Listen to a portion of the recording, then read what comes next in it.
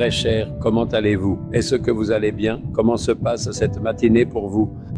Dites-vous que traverser chaque jour est une lutte. Êtes-vous lassé de la vie? Ne pensez pas ainsi. La vie ne devient intéressante que lorsque les problèmes surviennent. La vie ne serait pas intéressante s'il n'y avait ni problème ni lutte. Pourrions-nous goûter au miracle de Jésus s'il n'y avait ni problème ni lutte? C'est seulement lorsqu'ils arrivent que nous pouvons dire « Jésus a fait un miracle pour moi et j'ai pu traverser tout cela ». Voyez-vous ici un vieux bâtiment se tenant dans un état désolé? Ne vous ai-je pas parlé de l'endroit appelé Danushkodi, où un cyclone a frappé et tout détruit? Il y avait une grande ville dans cette région. Ce bâtiment était un bureau de poste il y a 40 ans. C'était le bureau de poste qu'utilisaient autrefois les habitants de cette ville. À quel point ce bâtiment devait-il être animé à l'époque? Aujourd'hui, il reste désolé. Depuis qu'un cyclone a frappé et que la mer est devenue violente, la ville a été détruite. Il ne reste plus que des ruines aujourd'hui. Dans la vie de certaines personnes, lorsque les problèmes frappent comme des cyclones et des vagues déchaînées, toute leur vie est détruite. Mais si le Seigneur Jésus est avec vous, il sera votre forteresse et votre protection. Le cyclone passera et vous serez en sécurité. Le danger passera et vous serez en sécurité. Vous demeurez en Jésus, n'est-ce pas? Vous marchez en tenant sa main, n'est-ce pas? Toute la nature est sous son contrôle, car c'est lui qui l'a créée. Même à la mer, s'il dit « Tu peux venir jusqu'ici, mais pas plus loin », elle s'arrêtera. S'il dit aux vagues « Paix, soyez calmes », elles deviendront calmes.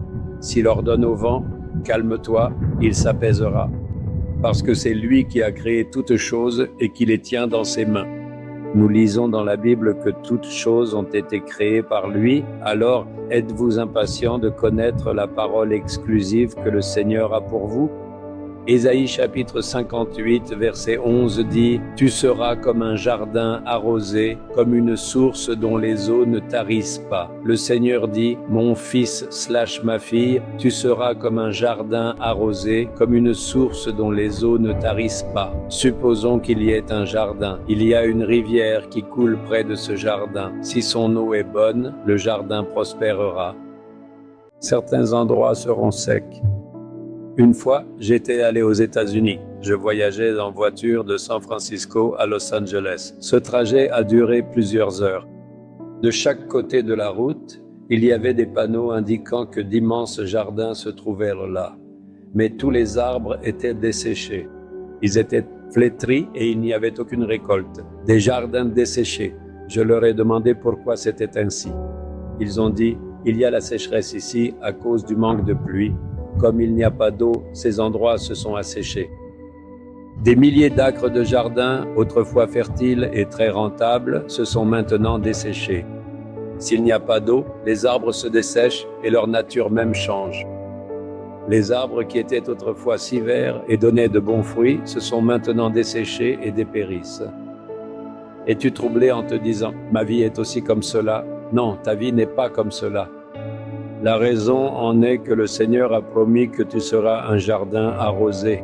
Un jardin qui reçoit suffisamment d'eau devient fertile, luxuriant et productif, n'est-ce pas?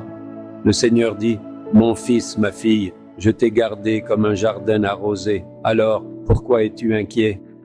Tu seras un jardin arrosé et fertile, il te fera prospérer. » Je ne pense pas. Ma vie est pleine de pauvreté, de dettes, de besoins financiers et d'oppression.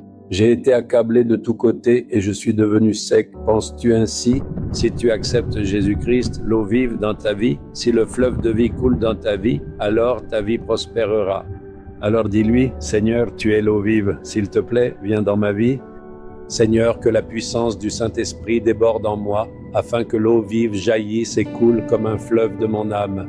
Lorsque tu pries ainsi, le Seigneur changera ta situation et fera prospérer ta vie.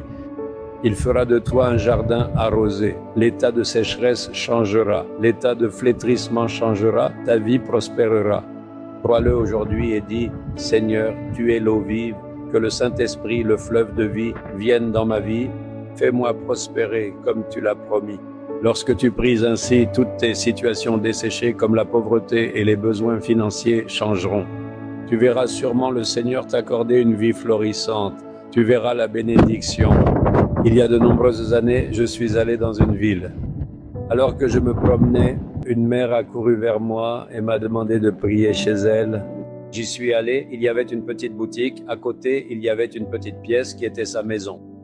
Il n'y avait pas de chaise pour s'asseoir, elle a déroulé un petit tapis pour que je m'assoie, elle était dans une pauvreté extrême, sa vie était dans un état de sécheresse. Pourtant, elle allait à l'église chaque matin très tôt et priait avec foi. J'ai prié pour elle et je suis parti en présence de ses enfants. La vie de cette pauvre mère était desséchée. Elle survivait uniquement grâce aux maigres revenus de sa petite boutique. Le temps a passé et un jour est venu où ses enfants ont été bénis. Ils ont commencé à gérer une grande entreprise. Ils ont construit une grande maison au même endroit. Maintenant, ils sont bénis et prospères. Autrefois, ils vivaient dans la pauvreté. Ils traversaient une crise financière et il n'y avait même pas de quoi manger. Mais elle s'est accrochée fermement au Seigneur et a fait une place à Jésus, l'eau vive, dans sa vie. Elle avait l'habitude d'aller à l'église chaque jour et de prier à genoux. Le Seigneur a entendu les prières de cette mère et a fait prospérer sa vie comme un jardin arrosé. Il changera aussi ta vie. Attache-toi fermement à Jésus. Ne t'inquiète pas de ta situation actuelle. Regarde vers la bénédiction qui est en chemin. Ta vie deviendra une source qui ne tarit jamais. Elle deviendra un jardin magnifique et florissant. Prie avec foi.